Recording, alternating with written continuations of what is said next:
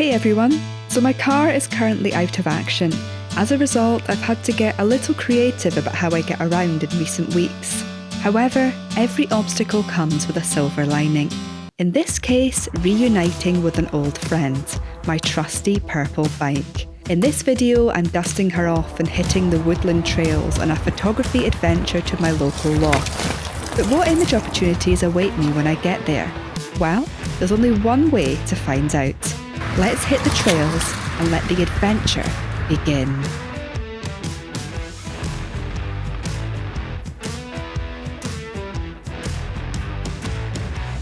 Cardio is not my strong point. Look, new life. New life is springing. Beautiful. Cycling through woods used to be one of my favourite pastimes. I used to do it a number of times a week. But you know, when you don't do something for a while, you fairly get out of shape. And I think in the modern day world as well, you know, when we have a car, we so often choose that over these other options. So while I'm sad right now that my car's off the road and it's limiting me in some ways, it's nice to reconnect with things like cycling, which, like I say, used to be such a big part of my life. And it's such a lovely day to be out for a cycle.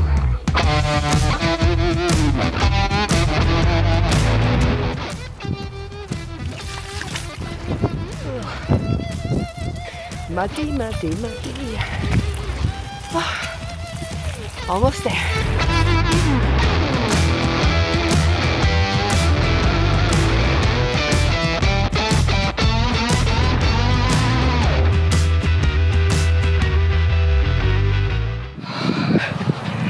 I've arrived.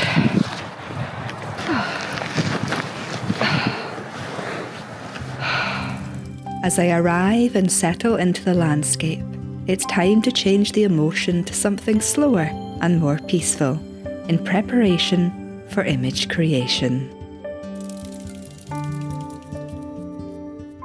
So the rain has just started, so what I thought might be quite a nice thing to do is to zoom into the water and see if I can photograph some of the rain droplets. Now, because I came out today on my bike, of course, I decided to pack lightly. So the only thing I've brought with me is my 24 to 200mm lens, which is a fantastic lens for days like today where you're out cycling and you want to not have much stuff with you.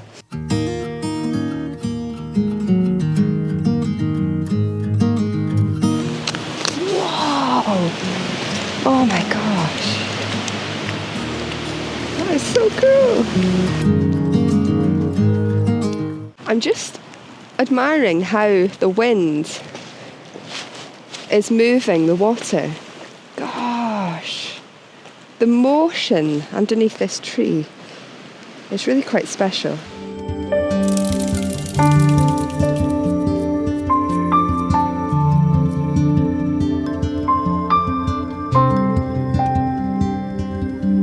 These first images were just quick point-and-shoot moments, photographing whatever caught my eye. But as time ticked on and I started to truly connect with the water's rhythm, something shifted.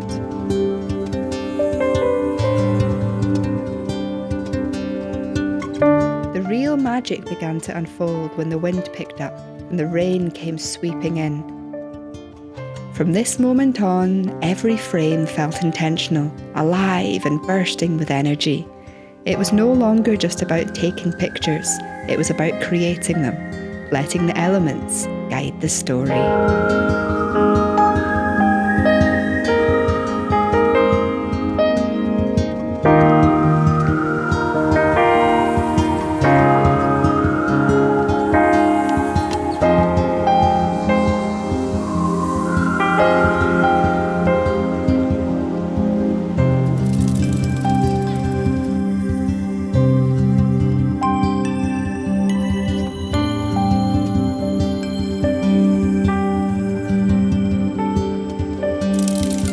Look at this photograph. Hope you can see this. That's quite something, look. The water droplet and the motion. Wow. This image truly sparked my imagination. Look closely. Do you think the raindrop resembles an eye, and the soft ripple almost like the curve of an animal's nose? It's as if the water itself is coming to life, forming a fleeting, mysterious creature. Moments like this remind me why I love photographing nature. There's much to be discovered in unexpected places, and this wouldn't be the only imaginative picture to be created on this adventure.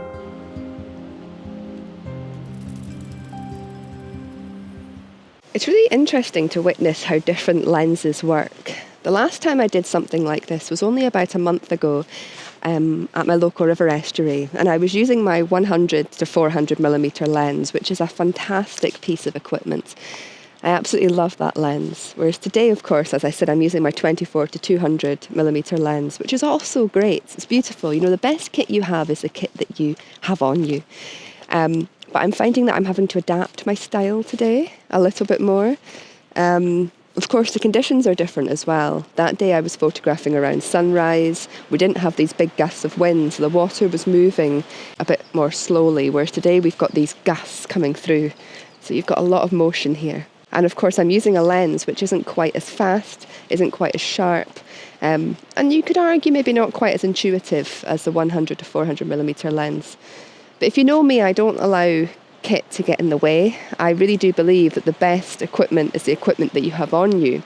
But I'm finding it really interesting today to compare both of these lenses in a very similar situation and uncover that I'm having to approach this slightly differently. I mean, how I'm observing the water is very similar, but it's moving in a slightly different direction. It's coming towards me today rather than swooping around me. I've not got the froth to focus on, and something to track. There's nothing floating in this water.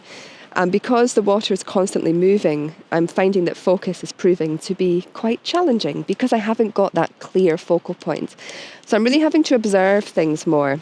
And of course, this lens, I'm not the most technically minded, so apologies if I get this wrong, but from what I'm aware of, this lens isn't as intuitive and isn't as fast as the 100 to 400mm. In some situations means it can require more thought, more time to create the images, and a maybe more considered approach, which isn't a bad thing. After all, I love mindful photography, so it's really encouraging me in some ways to slow down and just be more considered with how I'm photographing this. But I am finding it more challenging because there's not that clear focal point to track. And I'm just having to think a little bit more here today. But it's so lovely, and I can see that I've created at least one image so far that I'm pretty happy with.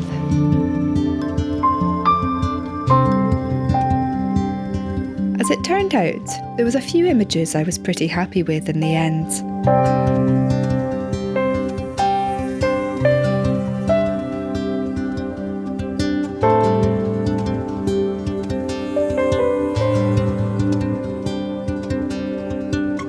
As time went on, I decided to get more creative, enhancing this in post-processing by adding some blue tones and white vignetting.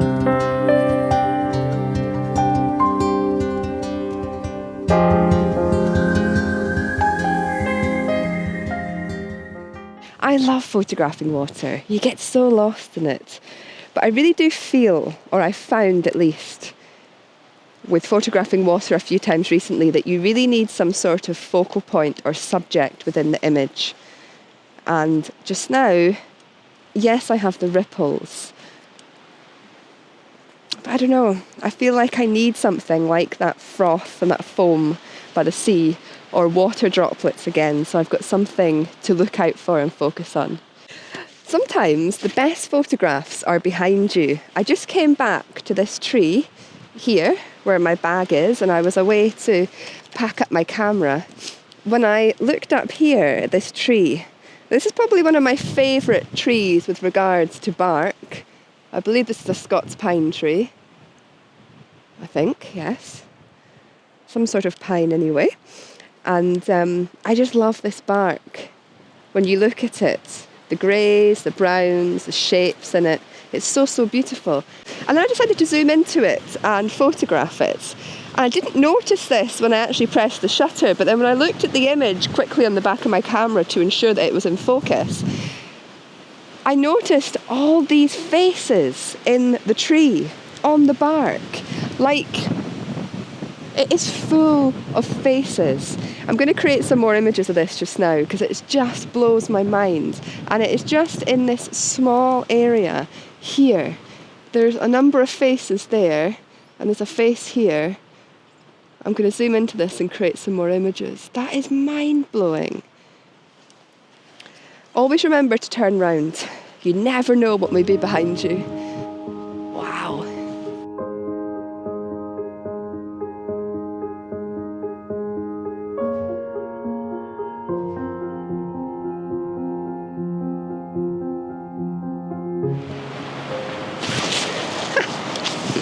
So cool.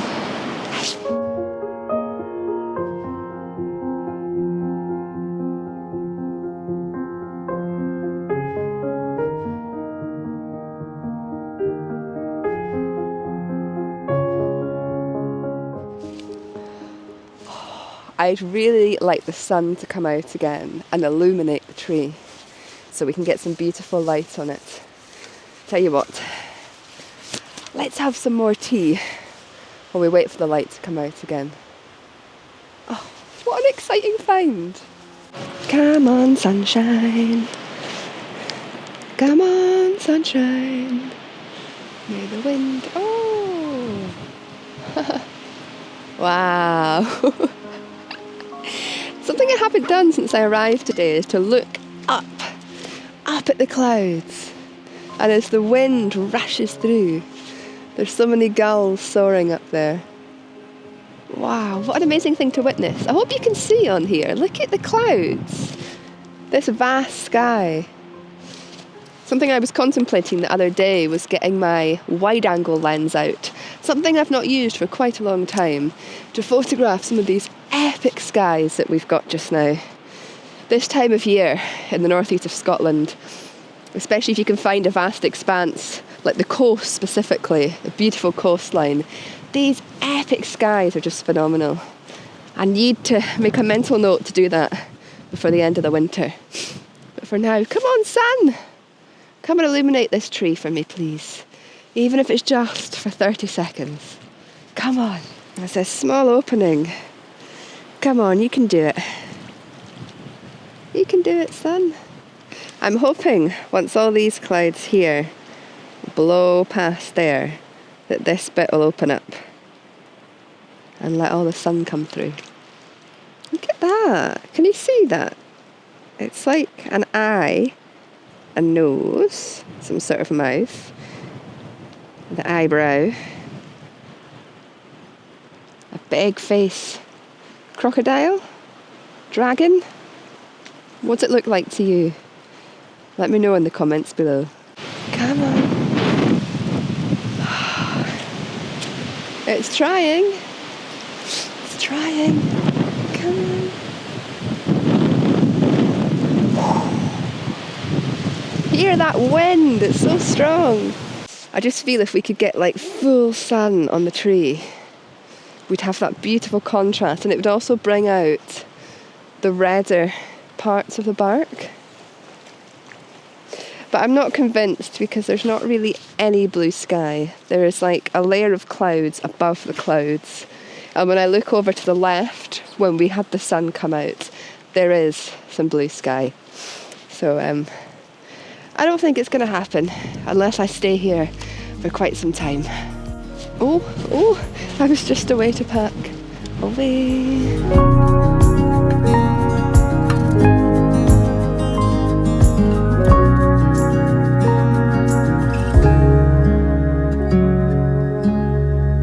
Right, we got some sun on the tree there to end the video. I know where this tree is now. I can come back and photograph it again in different conditions if I feel called to do so. But I think for now, it's time to pack up. I don't know if you've realised watching this, but I am actually full of the cold. It was a lovely Christmas present from my mum. Thank you, Mum. And yeah, it's not too bad, obviously. It's not stopping me getting out. But I want to be sensible and not stay out too long today. especially as I'm starting to get a little bit cold. So I'm going to pack up now while I can still feel my fingers and head home and make myself a lovely protein-filled lunch post-cycle, and then keep warm the rest of the day. But I thoroughly enjoyed this outing. Really, really nice to reconnect with my bike and do a little bit of cycling as well as photography. So thank you for joining me on today's video. I hope you've enjoyed the venture, and it's given you maybe some ideas for your own photography, or maybe it's inspired you to dust off your bike and go for a cycle too. It's a lovely way to spend a couple of hours. But to be honest, I'm really enjoying making videos again. And thank you so much for all of you that come along and watch every week. Getting back into more of this vlog style is great fun. I feel like I'm finding myself again, which is really, really nice. Long may it continue. But for now, I just want to say thank you so much for watching. It really does mean the world to me. And I wish you a very blessed and creative week. I can't get my camera.